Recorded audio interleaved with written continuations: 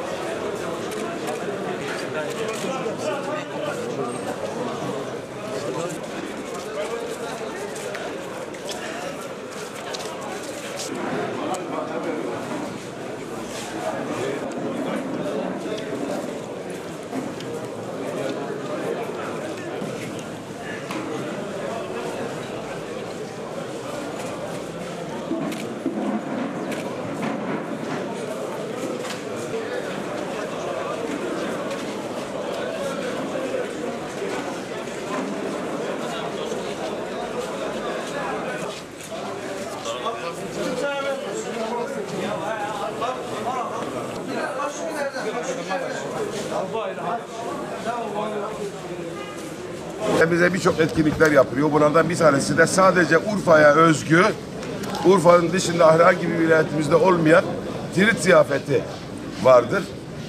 Bugün çok mutlu günümüzden birini yaşıyoruz. Sağ olsun bu işi üstlendi Halliye belediyemiz. Her sene yaptığı gibi bu sene de yaptı. Ben hasreten Haliliye müftüsü olarak belediye başkanımız Mehmet Can Borat Bey'e çok teşekkür ediyorum. Ancak bir mutluluk daha var. Büyükşehir Belediye Başkanımız Zeynel Abidin Beyazgül Bey de ve Haliliye Kaymakamımız da bugün bu mutlu günümüzde aramızda oldukları için hasreten kendilerine teşekkür ediyorum.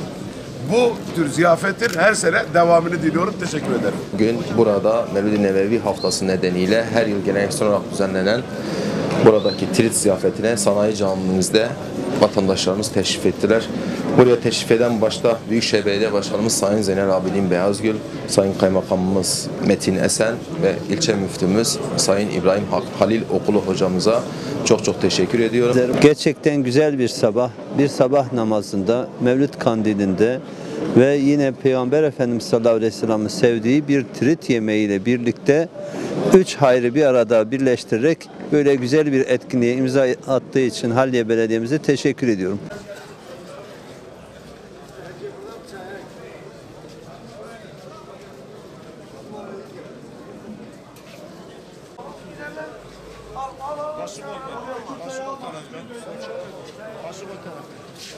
Selamünaleyküm.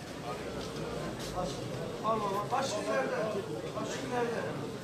Başı nerede? İki tane veremeyin. Veremeyin baba.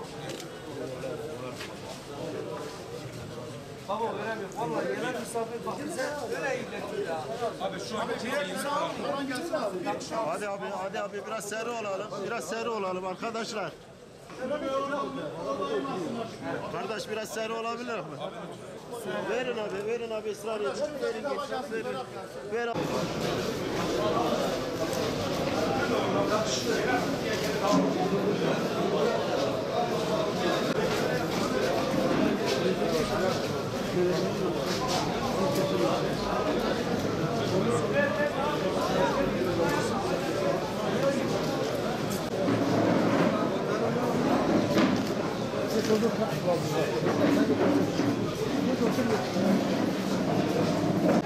Ben dersen ben onu da bakıyorum.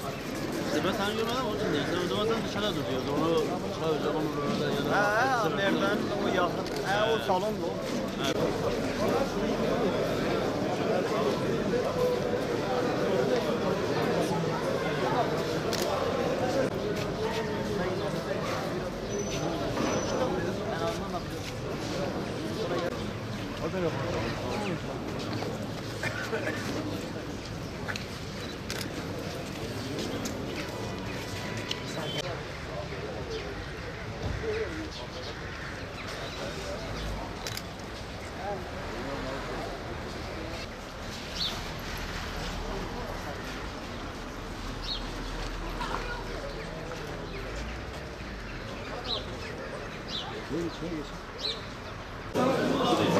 İsa, oradan bir yere ayrılma.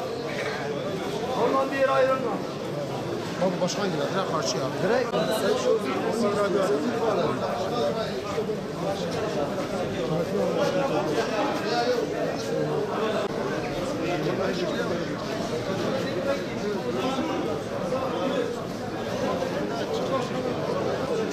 orada ya. Tamam Hacı abi afiyet olsun. Afiyet olsun Hacı abi. Komşularımız o ileride. Başımız orada Hacı abi.